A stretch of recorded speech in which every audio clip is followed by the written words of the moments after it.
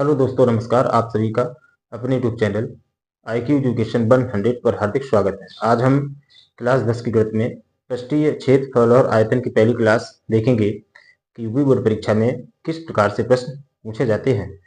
और इससे पहले यदि आपने अभी तक चैनल को सब्सक्राइब नहीं किया है तो चैनल को जरूर सब्सक्राइब करें, वीडियो को लाइक करें, शेयर करें। आज हम पढ़ेंगे आज का जो टॉपिक है पृष्ठीय, क्षेत्रफल और आयतन। इसमें हम बेलन पढ़ेंगे।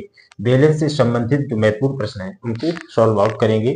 चलिए हम बेलन की बात करें। बेलन, तो बेलन के आधार का क्षेत्रफल क्या होता है, आयतन क्या होता है, वक्र पृष्ठीय क्षेत्रफल क्या होता है, संपूर्ण पृष्ठीय क्षेत्रफल क्या होता है, इस पर चर्चा करेंगे। इसलिए बेलन का फिगर बना हुआ है, जिसके दोनों सिरे होते हैं वो कैसे होते हैं, गोलाकार अर्थात वृत्ताकार होते हैं। इसको मिला देंगे।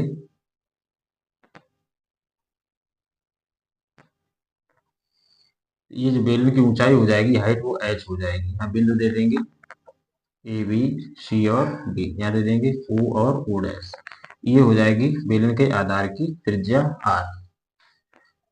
तो बेलन के आधार का क्षेत्रफल, बेलन के आधार का क्षेत्रफल बराबर होगा पाई आर स्क्वायर, क्योंकि वृत्त का जो क्षेत्रफल होता है वो कितना होता है, पाई आर स्क्वायर। और इसके जो दोनों सिरे हैं वो कैसे हैं, वृत्ताकार हैं। तो आधार का क्षेत्रफल होगा पाई आर स्क्वायर। बेलन का आयतन, बेलन का आयतन बराबर होगा पाई आर स्क्वायर एच। बेलन का वक्र पृष्ठ, बेलन का वक्र पृष्ठ कितना होगा, 2 पाई आर एच। बेलन का संपूर्ण पृष्ठ, बेलन का संपूर्ण पृष्ठ बराबर 2 pi r into h plus r. अब देखिए, जो आज के प्रश्न है कि एक लंबवृत्तीय बेलन के आधार का व्यास दिया है 20 सेंटीमीटर तथा उसका वक्र पृष्ठ 1800 पाई वर्ग सेंटीमीटर है, तो बेलन की ऊंचाई ज्ञात कीजिए। चलिए पहला प्रश्न देखते हैं। क्या दिया है, चूंकि आधार का व्यास दिया है, आधार का व्यास कितना है, 20 सेंटीमीटर। आधार की त्रिज्या निकालेंगे, आधार की त्रिज्या, तो त्रिज्या कितनी होगी, आधी हो जाएगी। तो 20/2 कितना हो जाएगा, 10 सेंटीमीटर। और उसका दिया है वक्र पृष्ठ, लिखेंगे चूंकि बेलन का वक्र पृष्ठ, चूंकि बेलन का वक्र पृष्ठ है 1800 पाई वर्ग सेंटीमीटर। अब देखो बेलन का वक्र पृष्ठ दिया है, हम बेलन का वक्र पृष्ठ का फार्मूला लगाएंगे। क्या होता है, 2 पाई आर एच। तो यहाँ से फार्मूला लगाएंगे 2 पाई आर एच बराबर 1800 पाई। इधर देखिए 2 पाई, आर का मान जो कितना है 10, एच में निकालना है, बराबर 1800 पाई। ये देखिए पाई से पाई कट जाएगा, एक जीरो से ये जीरो कट जाएगा, इसको 2 से काट देंगे, 2 ने 18, कितना आएगा 90। तो एच बराबर निकलेगा 90 सेंटीमीटर। यही हमसे पूछा था कि बेलन की ऊंचाई ज्ञात कीजिए। तो बेलन की ऊंचाई कितनी निकली, 90 सेंटीमीटर। दूसरा प्रश्न है कि एक लंबवृत्तीय बेलन की परिधि 132 सेंटीमीटर तथा ऊंचाई 20 सेंटीमीटर है, तो बेलन का वक्र पृष्ठ ज्ञात कीजिए। अब हम इसको रीड करते हैं।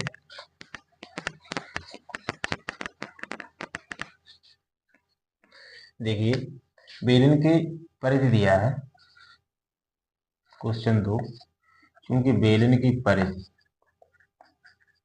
बेलन की परिधि कितनी है, 132 सेंटीमीटर। जो वृत्त की परिधि होगी वही बेलन की परिधि होगी, क्योंकि इसके सिरे कैसे गोलाकार है।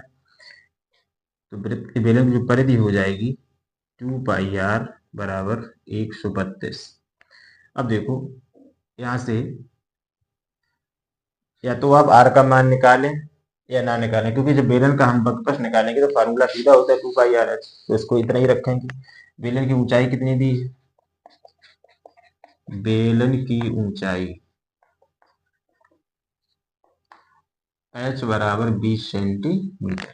बेलन का वक्र पृष्ठ, बेलन का वक्र पृष्ठ, बेलन का वक्र पृष्ठ कितना होता है 2 पाई आर एच। यहाँ पर मान रख देंगे तो 2 पाई आर का मान कितना है 132 और एच का मान कितना है 20, गुणा कर देंगे 2 दूनी 4, 2 3 6, 2 1 2, 26 तो 40 वर्ग सेंटीमीटर। यही हमसे पूछा था बेलन का वक्र पृष्ठ, जो कि कितना आया है 26 तो 40 वर्ग सेंटीमीटर। अब देखिए तीसरा प्रश्न है कि दो समान ऊंचाई वाले लंबवृत्तीय बेलनों के आधार की त्रिज्याओं का अनुपात 1:3 है। यदि पहले बेलन का आयतन 50 घन सेंटीमीटर है तो दूसरे बेलन का आयतन ज्ञात कीजिए। लेकिन दोनों बेलनों की जो ऊंचाई है वो कैसी समान है। अब दूसरा प्रश्न देखते हैं। तीसरा प्रश्न, दो समान ऊंचाई वाले बेलनों के आधार की त्रिज्याओं का अनुपात दिया है 1:3। लिखेंगे क्वेश्चन 3, चूंकि बेलनों के आधार की त्रिज्याओं का अनुपात, आधार की त्रिज्याओं का अनुपात R1:R2 कितना दिया है 1:3 और ऊंचाई कैसी है समान है। यहाँ पे लिखेंगे चूंकि दोनों बेलनों की ऊंचाई समान है इसलिए H1 बराबर हो जाएगा H2। अब देखिए यदि पहले बेलन का आयतन दिया है 50 घन सेंटीमीटर तो दूसरे बेलन का आयतन ज्ञात कीजिए। लिखेंगे पहले बेलन का आयतन, पहले बेलन का आयतन कितना दिया है 50 घन सेंटीमीटर, 50 घन सेंटीमीटर। तो पहले बेलन का आयतन कितना होगा पाई R1 स्क्वायर H1। भाई बेलन का आयतन क्या होता है पाई आर स्क्वायर एच। तो त्रिज्या पहले बेलन की R1 होगी, ऊंचाई कितनी होगी H1 होगी, बराबर 50। अब यहां देखिए R1:R2 कितना 1:3। तो यहां देखिए पाई इंटू R1 का मान 1 हो जाएगा, H1 का हमें पता ही नहीं, H1 बराबर हो जाएगा 50। यहाँ देखिए H1 बराबर पाई के अंदर भाग लगा देंगे तो हो जाएगा 50/पाई। अब हम लिखेंगे दूसरे बेलन का आयतन, दूसरे बेलन का आयतन।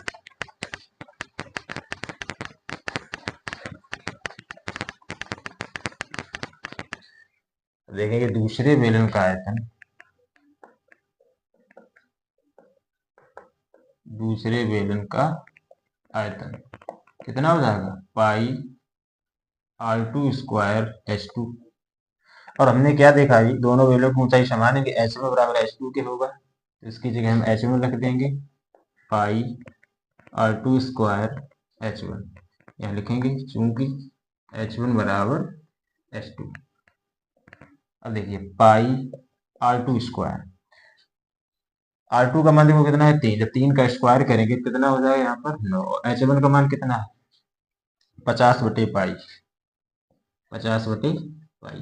ये पाई से पाई कट गया, गुणा कर देंगे 9×45, 450 घन सेंटीमीटर। यही हमसे पूछा था कि तो समान ऊंचाई वाले लंबवृत्तीय बेलनों के आधार की त्रिज्याओं का अनुपात 1:3 है।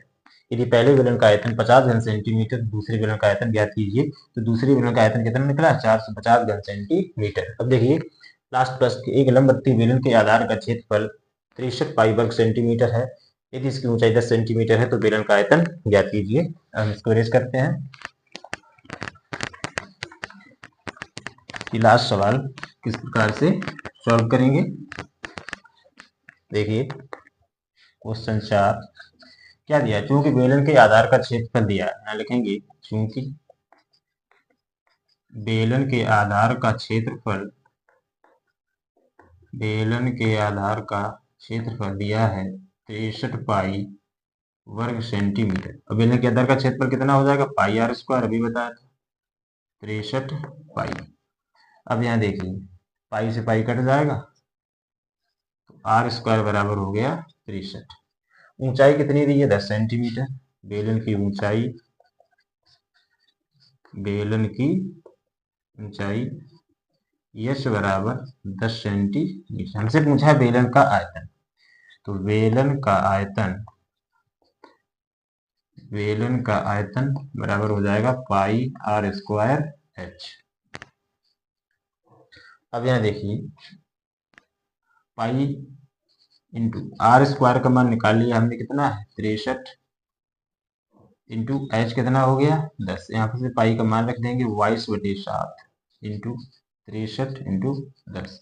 इसको काट देंगे 7 नेम 63 बराबर 22 का गुणा कर देंगे 9 में, तो 22 नंबर कितना हो जाएगा 198। 9 दूनी 18 और 9 दूनी 18, 1 19, 198 गुणे 10, तो बराबर कितना हो जाएगा 1980 घन सेंटीमीटर। तो इस प्रकार से ये सभी प्रश्न सॉल्व हुए। आशा करते हैं कि सभी प्रश्न आपको जरूर समझ में आएंगे। यदि आप सभी को वीडियो पसंद आई हो तो वीडियो को लाइक करें, शेयर करें और चैनल को सब्सक्राइब करना ना भूलें। अब इस चैप्टर से जुड़े जो भी महत्वपूर्ण प्रश्न है वो हम आगे की क्लास में देखेंगे। Thank you.